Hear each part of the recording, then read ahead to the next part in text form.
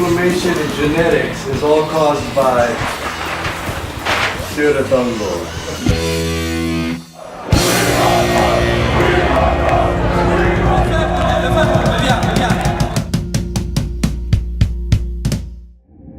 King of the Dead, here it is.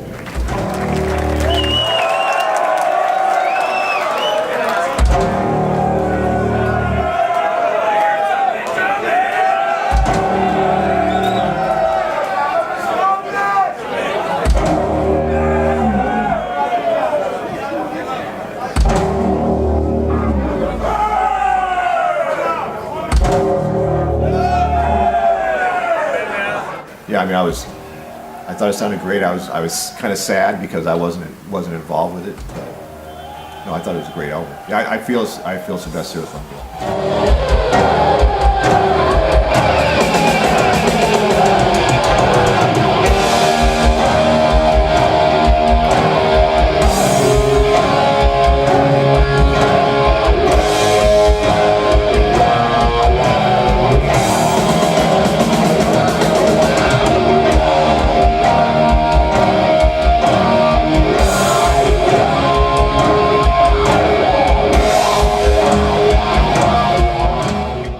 You know, a lot of people like consider this probably our best record. I like them all. I mean, personally, just for me. I mean, I like. There's great stuff on all of them for me and stuff like that. I mean, and it actually, like we were talking about before on Frost and Fire. I mean, a lot of these songs are actually Greg's songs. So I mean, like he just mentioned, I mean, how he left the band and things like that. So it was kind of a weird transition. Because he was always the guy that, you know, had the songs, he had the lyrics, everything like that. So it was like, you know, when he left the band, it was like really a really abrupt thing where we had to all of a sudden go, oh, we got to put on, like, you know, the big boy pants and get to, you know, start doing, you know, what we could do without him. And a lot of these songs are, like I said, like the classic ones, you know, that he's actually wrote, stuff like that. He didn't record them, stuff like that, but, you know, thankfully he let us use the song. So, but I mean, the other ones, I mean, it was just like a group effort kind of thing. And a lot of people say this is our best one, but I mean, like I said, I mean, I like them all.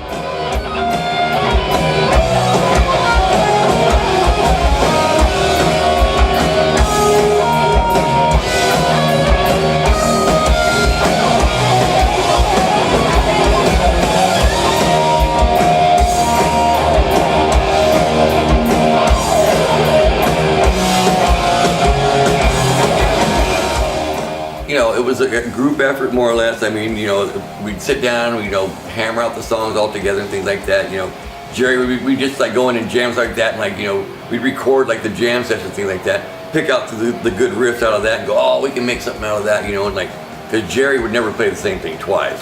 I mean, he was like the kind of guitar player where, you know, he's like just so abstract and things like that. I mean, we just keep going and we'd have to pick things out and like, oh, don't play that again, play that again.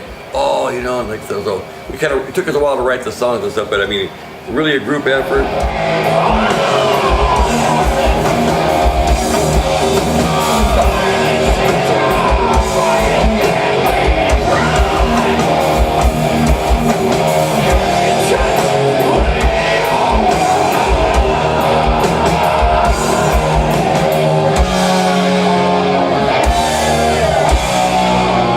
Well, you know, I like it because all the photos on here, we're in the prime of our lives, you know, and we actually, you know, we're... Like, who are those young guys there? Oh, I don't know. We're looking there. We're joking now, like at all the concerts we're playing, everyone on stage is over 50 and everyone in the crowd's under 30, so... I think at this point, once again, we're like, you know, hey, this is our big thing. We actually were signed to this label, which was Enigma originally, and, you know, we thought that something really big was going to happen to this. Well, you'll notice that this is a Metal Blade release, so yeah, Metal release. But the original one was on Enigma. It was released in Europe on Roadrunner Records, you know, out of Holland, and so it sold really well. Getting back to Krang magazine, you know, this one and our next album, One Foot in Hell, Krang, the guy's one of the editors of Krang, picked it as one of the 10 best albums of the year. We had an article in some of the local there was a magazine in Los Angeles called BAM, and it was like the big local music magazine, and it came out every week or every month or so, and they did an article on it. Guitar Player magazine, which was about guitarists. You know, it's a national magazine. They did an article on it. So I mean, I think we felt it was great.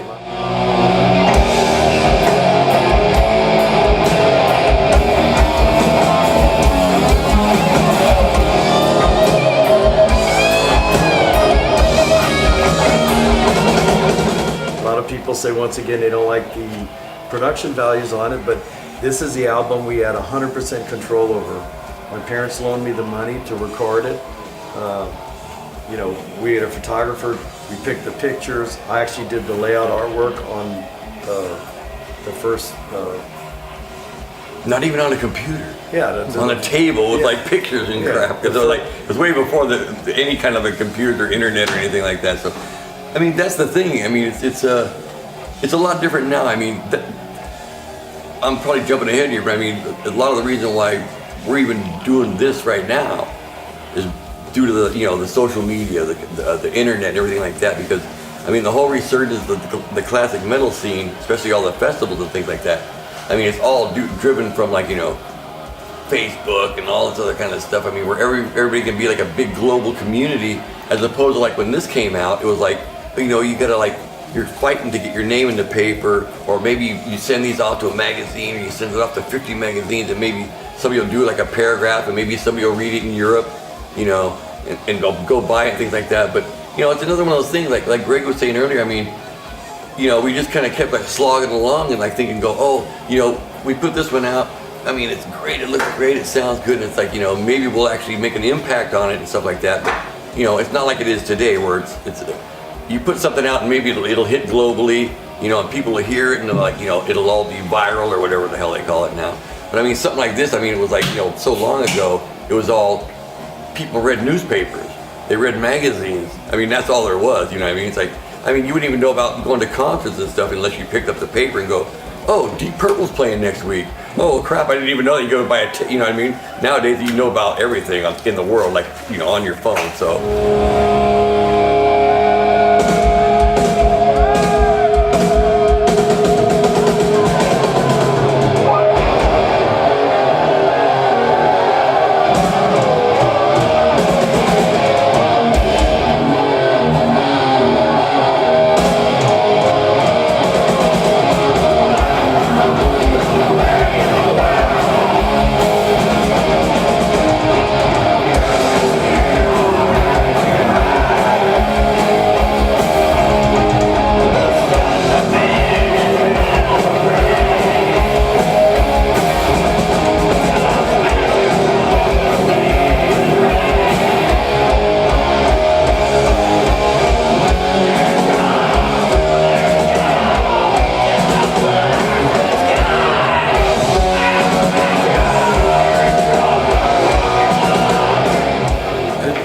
Actually, once again, every one of these records were picking up speed, and so I think even at this time, we're going, hey, something's going to happen from this. We actually, a promoter came up from Mexico and saw us at the Whiskey Go-Go, flew us down there. We played in front of a giant audience of really wealthy people in Mexico City. We went out to a roller skating rink and played in front of thousands of people just at gunpoint or something. I remember guys with shotguns, it is in South America and Mexico. And so we really thought, we had this feeling that something big is going to happen. And then, of course it went, oh, no, nothing. Well, there's two reasons why I think the band never really made it big. First, the vocals. No, we never really had artist management or representation, and that was some of our biggest.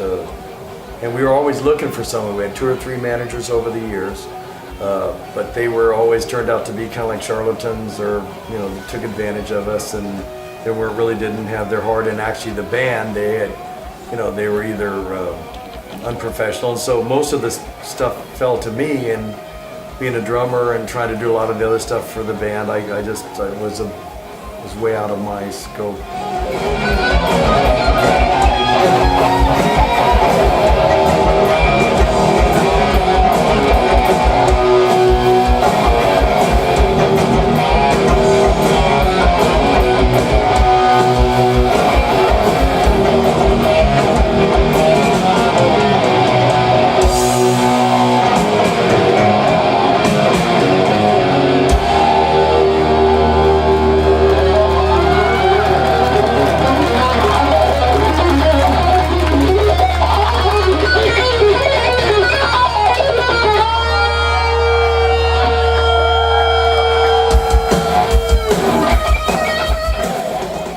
honest here. A lot of the negative stuff like that had a lot to do with like the vocals, because I mean, it's either totally you like it or you totally hate it. I mean, there's no middle ground like you were talking about earlier about Rush.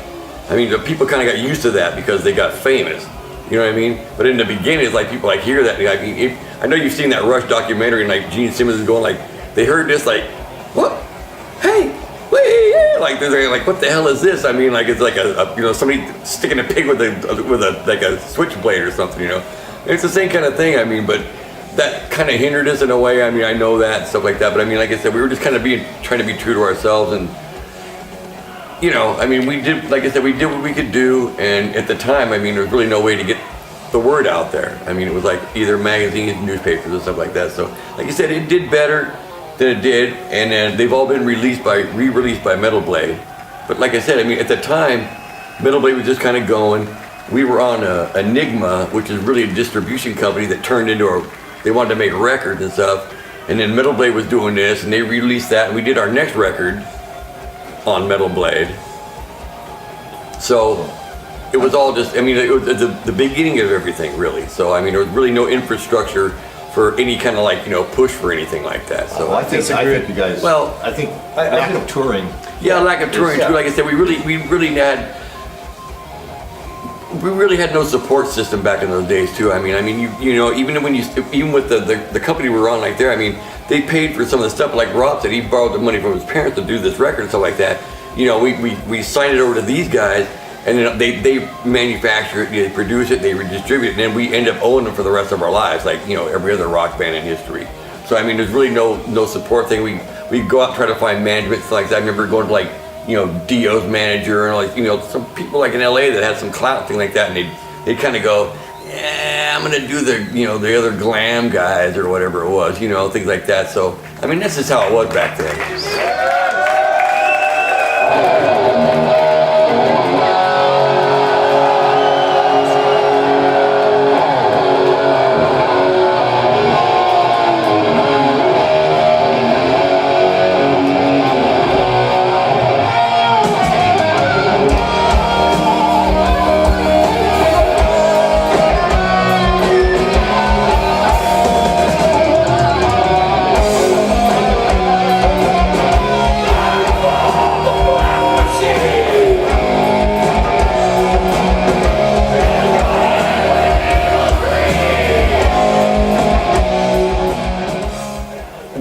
Kind of stuck in a time warp. I felt we were either too late for like the 70s thing, like the Sabbath, Deep Purple, where there wasn't a whole lot of like heavy bands, like what the stuff we wanted to do, and we were kind of too late to get past all the glam stuff that was going on in LA, which really kind of overtook everything. I mean, when this came out, that's right when like all the hair bands and stuff started to hit, and that just kind of took over everything. All the gigs down there, I mean, you'd be playing with all the bands. I mean, they were like taking up all the magazine. I mean, that's what was popular and stuff. So even trying to get a foothold into, getting your thing out there, it was tough. I mean, that's kind of what, I mean, I'm sure that was part of the reason why Greg got frustrated, things like that. I mean, because it's hard to keep beating your head against the wall and not having any results. I mean, we did keep doing that.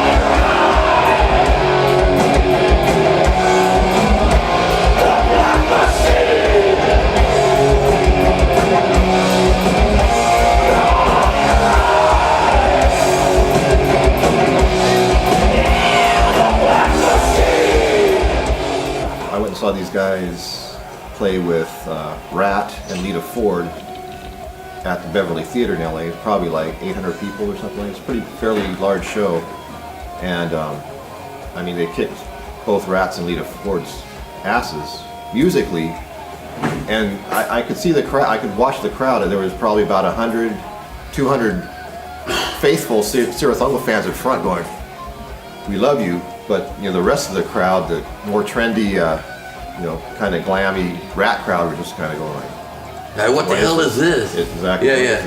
Well, that was the thing. I mean, at that time, I mean, we'd play with a lot of the bands on there, and then we'd come out and they'd, we didn't have the hair up to here. We didn't have like on the women's clothing and stuff. They'd look at us like, what the hell is this? You know?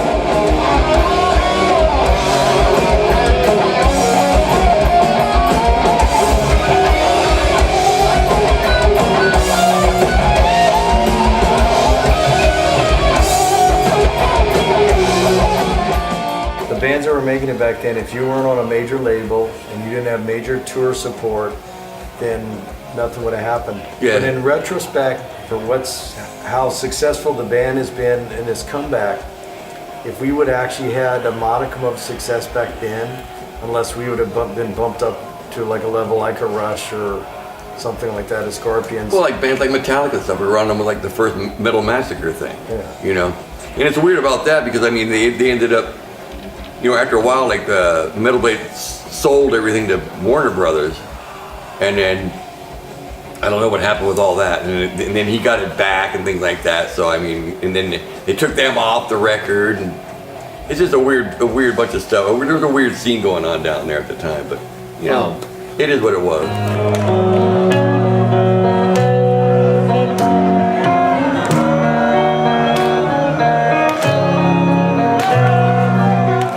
Came out, I was very proud of it. I mean, the album cover, the pictures, the production, the sound, the songs. I mean, I always thought, matter of fact, there's a lot of big albums that came out that year. I always thought that this was one of the best heavy metal albums that came out in 1984.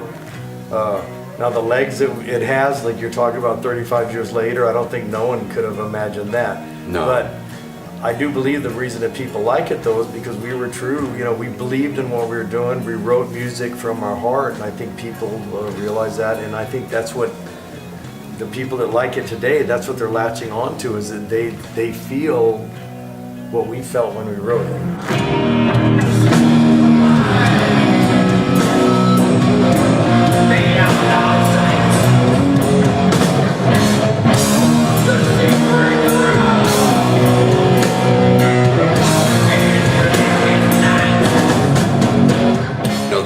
You gotta do stuff for yourself. I mean, really, I mean, you can't try to do something to please other people. You have to have the passion and the drive to do what you want to do. And I think, especially for the European people, not so much American people, they seem to be more trendy and they kind of go with what's popular. And you know, whatever's on what back then it was MTV. Whatever was on there, that's what it was. I mean, that's what everybody liked, stuff like that. But I mean, the resurgence of, you know, especially like the classic metal scene here in Europe and stuff like that. But it's not a resurgence here. It's been going on the whole time. But it's way different than in America. I mean, they don't. This kind of stuff goes. It's getting more popular there. The resurgence of classic metal and things like that, and the bands actually doing that. Like there's great bands like Night Demon and things like that. They're like, I don't want to say that it's a throwback band, but I mean they're taking what's real and making it for the new generation.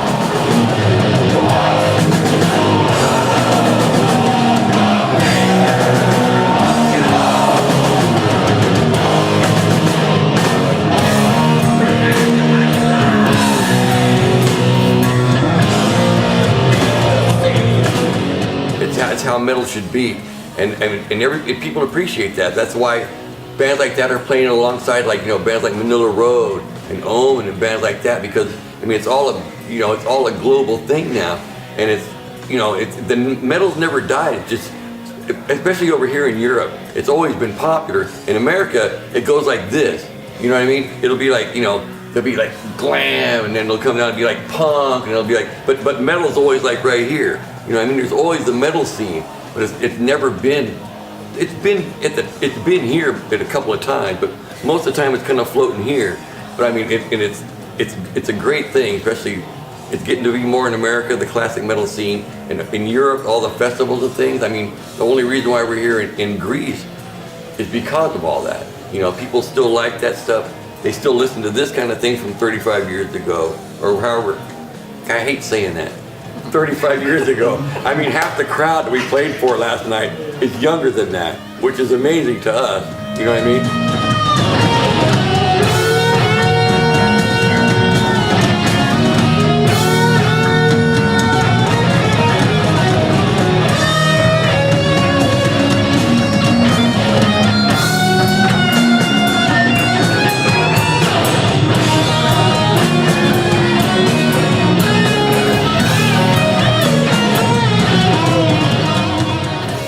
Diamond Smasher, Death and the Yeah. Sun, Finger of Scorn, Cirith Ungol. Those were all written Yeah, those are all written, before yeah. Frost and Fire, even in the late 70s. But there's collaboration on there. Like I wrote the Yeah. lyrics to Death of the Sun. Cirith Ungol, did we collab? That was kind of a group. Yeah, group thing. So I collaboration. mean, it's not.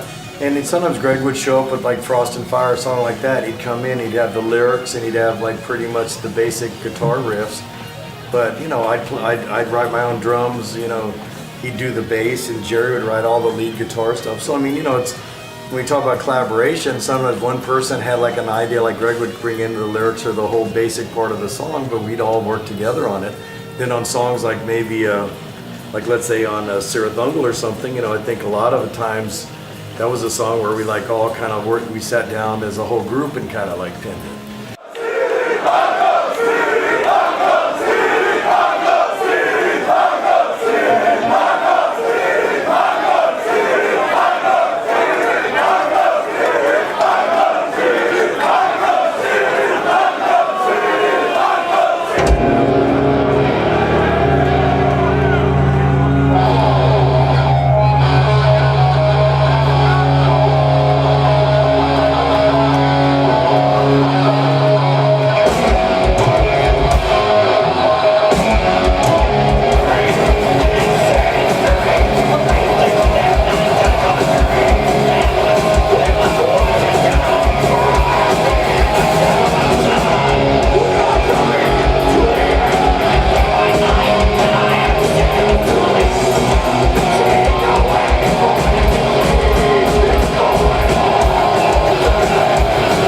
Yeah, I think part of it too is like, especially on that one, like you said, I mean, half of them were like songs that had already been done before this record was even like conceived to come out and stuff like that. And then we kind of had, like after Greg left, we kind of had to like, you know, like I said, as a group, finally come to grips with like, oh, well, we have to like actually, you know, do some more stuff. So, I mean, But there's a but the reason why is those songs were great. I mean, there's no getting around that. I mean, like I said, I mean, Greg's influence is like, you know, even the later albums, thing like that. There's no denying that the fact that like this was the seed that started everything. So everything kind of flows from there. So.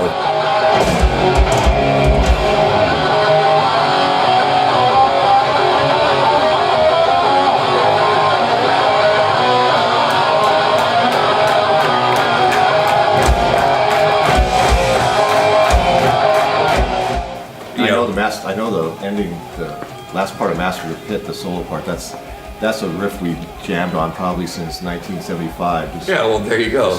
came back. Yeah, Well, good, so. There's another reason of this that I think that everyone's missing is like Frost and Fire, as we told you earlier, we're trying to use our most commercially accessible songs.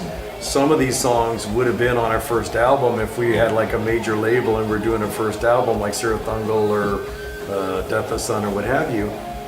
Yeah, all the songs on Frost and Fire were written no more than a year before we released Frost and Fire. They were all really recent songs. Maybe because we were kind of tired of playing the older songs and worked up some new. We just had a whole bunch of new songs at that time.